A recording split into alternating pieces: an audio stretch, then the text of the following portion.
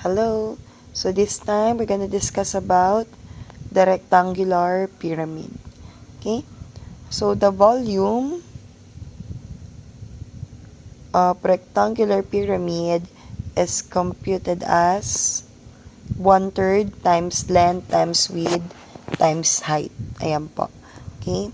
So balikan lang natin yung previous na pinag-aralan natin. Okay? So, say triangular pyramid, that is 1/3 times base times height, wherein kapag nawala si base, that is 1/2 times base times height po. Okay? Nung square naman, same lang din, pinagkaiba lang pag nawawala si base area, kay S squared po yung hinahanap natin. Okay, but this time in rectangular pyramid, okay, that is 1/3 times length times width times height. So yung base area na sinasabi dito is ito pong dalawa, the length and the width. Ayan po. Okay? So same lang naman po sila lahat na may 1/3 tsaka may height po sa dulo. Pinakaiba lang po yung pang-compute ng base area since iba-iba nga po ng polygon yung sa ilalim po. Okay? Sige, let's have an example na po agad. Okay, a rectangular pyramid has a base length of 12 cm, base width of 8 cm, and a height of 10 cm. Find the volume. Okay, so obviously, meron na tayo nung hinahanap sa formula. Okay, meron tayong length na 12, width na 8, at height na 10. So, substitute lang po natin. Okay? So, magiging 1/3 times 12 times 8 times 10 po. Yan, don't forget to copy the units po. Okay? So, multiply lang muna natin yung length, width, and height. So, that would give us 960 po in total. Okay, so naging cubic centimeter tayo. Okay, then, just like what we practiced dun sa mga previous topics natin. Divide natin by 3. Okay, so 960 divided by 3, that is 320 cubic centimeter. Ayan po. So, ganun lang po kadali. Kumuha ng volume ng rectangular pyramid kapag given na po siya. Okay po, next. Okay, we have a rectangular pyramid as a base measuring 10 cm by 6 cm and the height of 9 cm. Find its volume. Okay, so wag po mako-confuse kapag po ang given is hindi po na-indicate kung length o width. Okay, kapag po nakakita po tayo ng ganitong sukat, ina-assume na po natin na yun yung base area or yun na po yung length and width po natin. Okay, so substitute lang po natin sa formula. Okay, so this will become 1/3 times 10 times 6 times 9. Okay? So, multiply lang po natin ulit lahat. So, that will give us 540 cubic centimeter. Okay, minultiply po natin yung length, width, and height. Then, divide po natin by 3. Okay, and that would give us 180 cubic centimeter. Okay, next po. Okay, a rectangular pyramid has a base area of 48 square centimeter and a volume of 96 cubic centimeter. Find the height of the pyramid. Okay, so this time po, given na si volume, may base area na tayo, meaning po nun, may length and width na po tayo. Okay, nahanap na po siya. Okay, hinahanap na po natin dito is yung h, yung height po.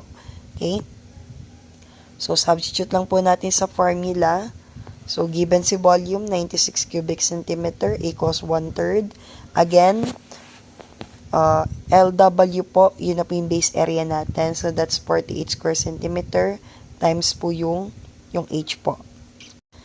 Okay, so since na-discuss naman na po natin on the previous topics, yung two ways po kung paano po mag-solve kapag po ganito yung problem.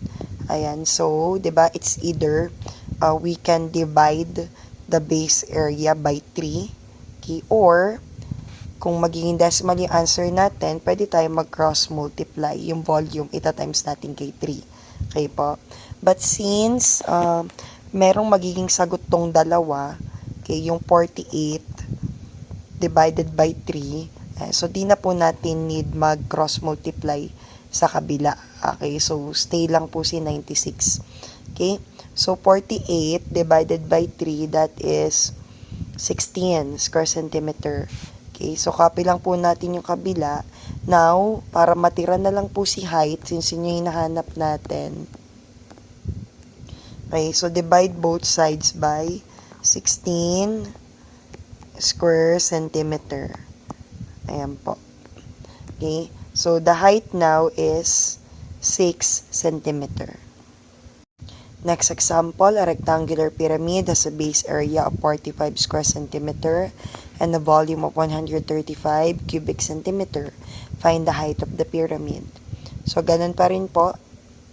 I-follow lang natin yung formula. Again, the base area talks about the LW in our formula. Okay? So, this will become now 135 cubic centimeter equals 1/3 times 45 square centimeter times height. Okay? So, ganun ulit.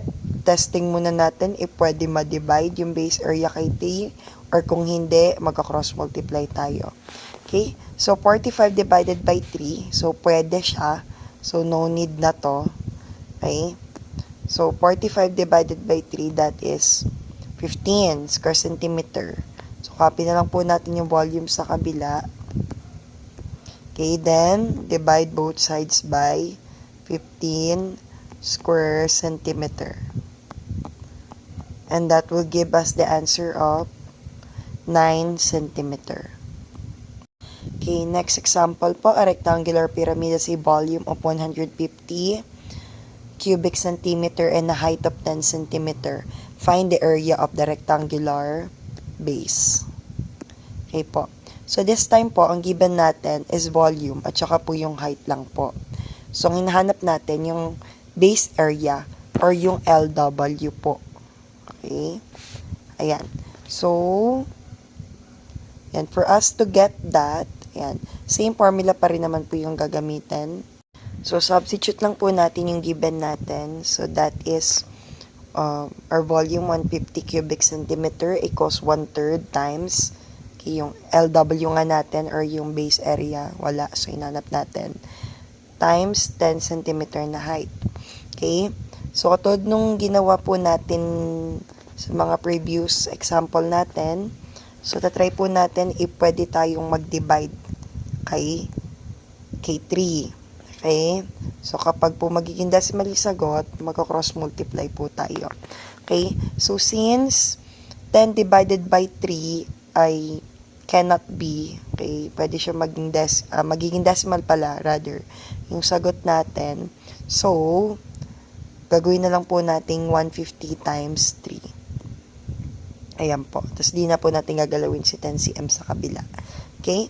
So, 150 times 3, that will give us 450, okay, cubic centimeter. Okay, equals 10 square centimeter. Okay, so,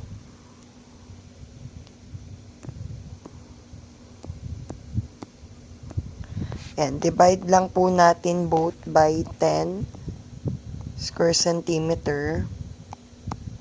Okay, and that will give us 45 cm. Ayan, so ginawa ko na pong B. Yan, same lang po yan, base area and the length width. Okay po, so for practice, you might want to answer the 3-item assessment about the rectangular pyramid. So, hanapin nyo lang po yung volume, yung height, tsaka po yung base area. Okay?